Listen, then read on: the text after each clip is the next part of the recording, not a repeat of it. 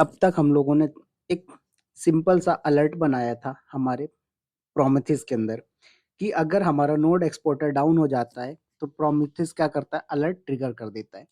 तो अभी तक का जो हमारा लैब का सेटअप था वो कुछ इस तरीके का था।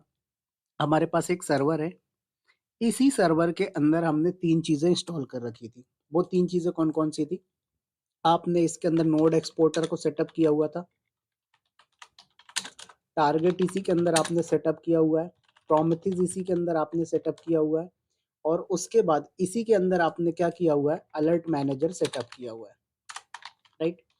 तो यहाँ पर आपने इतना सब किया था, बट पिछला वाला जो हमारा वीडियो था उस वीडियो में हम लोगों ने ये डिस्कस किया था कि अगर मेरा ये जो नोड एक्सपोर्टर है ये क्या हो जाता है, डाउन हो जाता है, मतलब यहाँ पर अगर अब की जो वैल्यू है वो क्या हो जाती है, जीरो हो जाती है, तो मुझे क्या करेगा, प्रोमेथिस एक अलर्ट भेज देगा।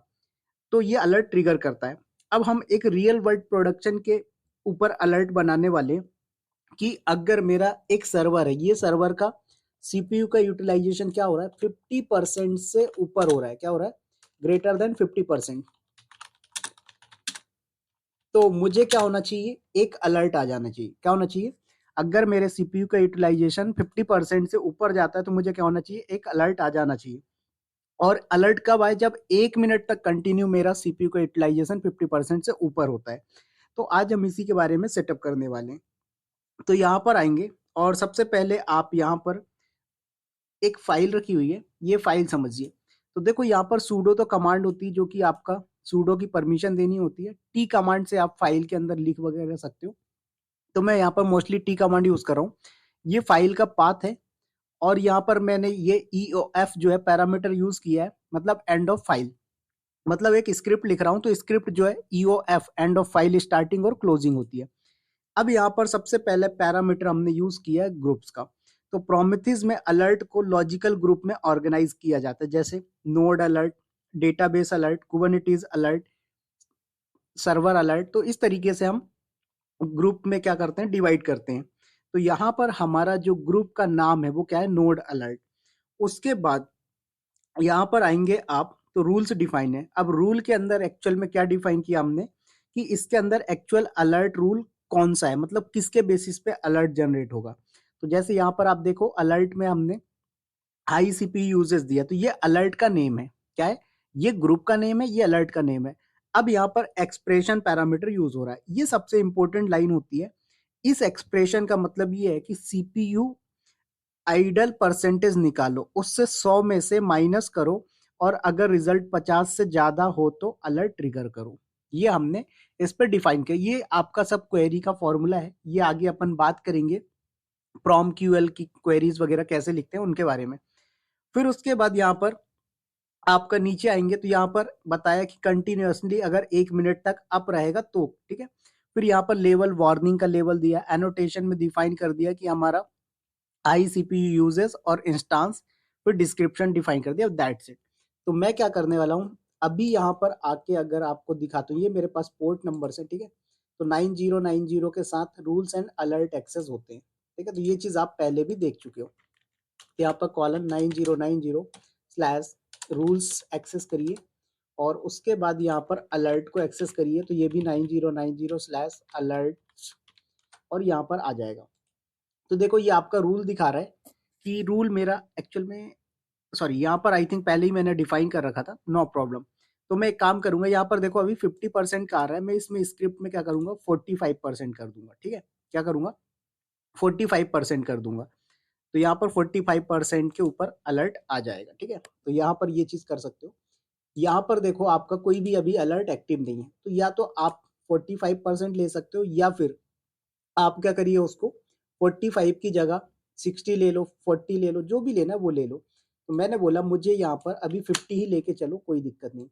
तो ये मेरा सर्वर है, प्रोमेथिस सर्वर, इसको कनेक्ट कर लेता हूँ मैं। ओके, सूडो करके मैंने लॉगिन किया। तो पहले इसका जो वीडियोस था उसके अंदर मैंने नोड एक्सपोर्टर के बारे में डिफाइन किया था। अभी यहाँ पर मैंने डिफाइन कर दिया किसके बारे में, 50% के बारे में, ठीक है। तो यहाँ पर एक सेकेंड, ये कैंसिल हो गया। चलिए, तो यहाँ पर हमने डिफाइन कर दिया इसको कि अगर मेरे सीपीयू का यूजेस कितना होता है, 50% से ऊपर जाता है कंटिन्यूअसली, कब तक? 1 मिनट तक। तब क्या करना, मुझे एक अलर्ट भेज देना। तो यहाँ पर आते हैं जरा और कर दीजिए इंटर।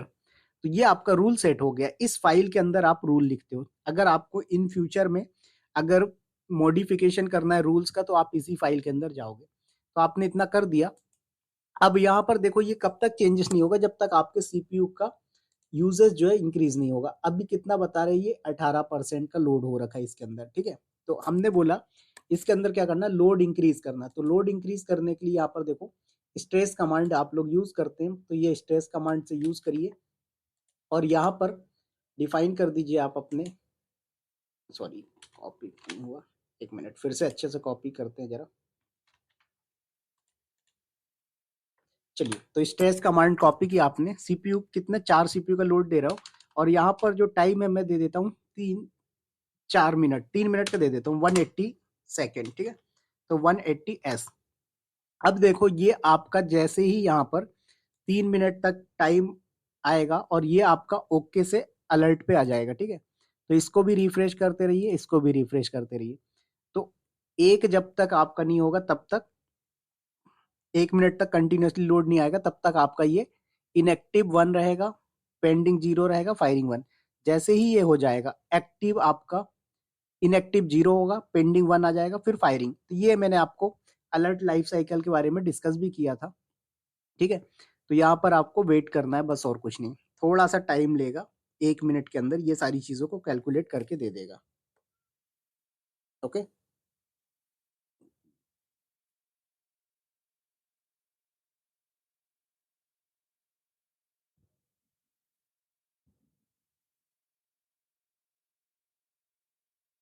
सो देखिए अभी भी इनएक्टिव है, डोंट वरी।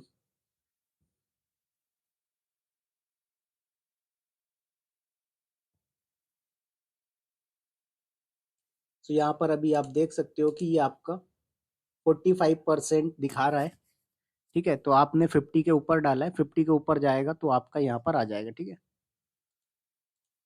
यहाँ पर भी आप रिफ्रेश करिए और यहाँ पर तो ये आपका चल ही रहा है कंटिन्यूअसली। देखो अभी 0 एक्टिव दिखा रहा है, जब 1 मिनट हो जाएगा तभी ये आपका आएगा। देखो 54% आ गया आपका यूजेस। अब इसको वेट करना है, ठीक है। सो यहाँ पर आपका आ जाएगा, रिफ्रेश करिए आप।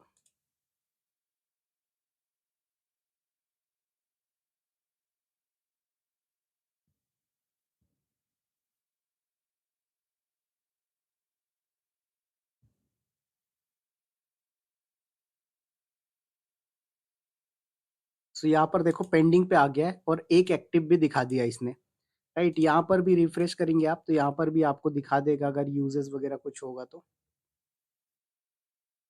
देखो तो ये आपका अभी नहीं आया है, अगर आता तो ये आपको स्टेट चेंज करके दिखाता। इंटरवल दिखा भी रहा है 1 मिनट 0 सेकेंड, ठीक है। तो यहाँ पर देखो अभी आपका पेंडिंग आया है, फायरिंग पे भी चला जाएगा, ठीक है। सो वेट करिए आप लोग।